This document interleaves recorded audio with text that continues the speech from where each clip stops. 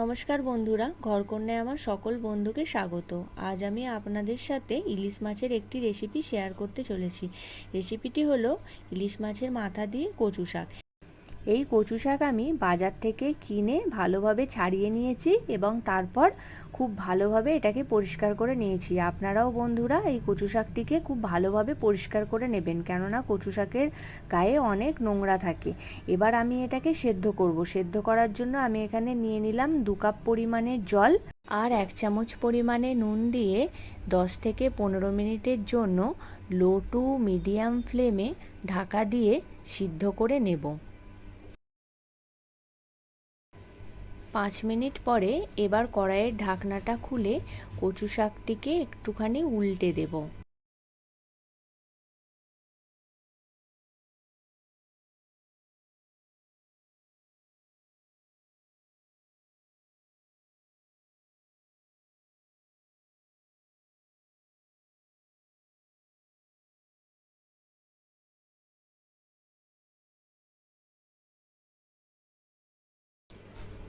কচু শাক সেদ্ধ হয়ে গেছে। এবার একটা ঝাঁঝরির সাহায্যে এটাকে ভালোভাবে জল ঝরিয়ে নেব।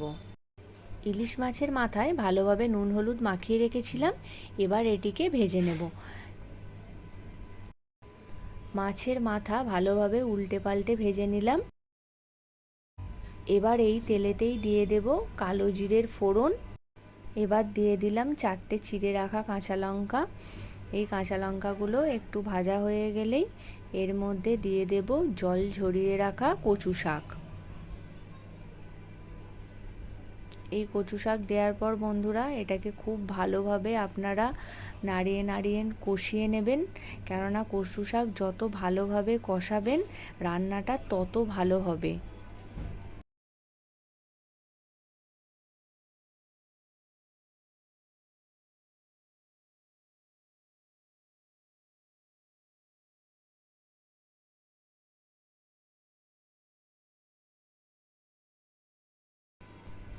এবার এর মধ্যে দিয়ে নেব 1 চামচ পরিমাণে নুন আর 1 চামচ পরিমাণে হলুদ। এবার এই নুন হলুদ দিয়ে ভালোভাবে আবারও এটিকে নাড়িয়ে খুব ভালো মতন কষিয়ে নিতে হবে।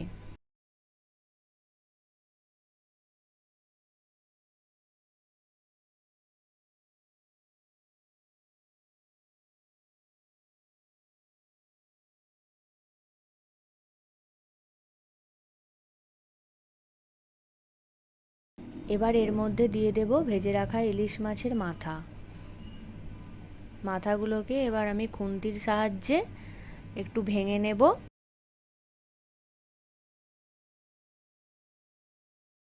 তারপর ভালোভাবে আবার ওর সাথে নাড়িয়ে কষাতে হবে। যত কষাবেন বন্ধুরা রান্নাটি খেতে তত ভালো হবে।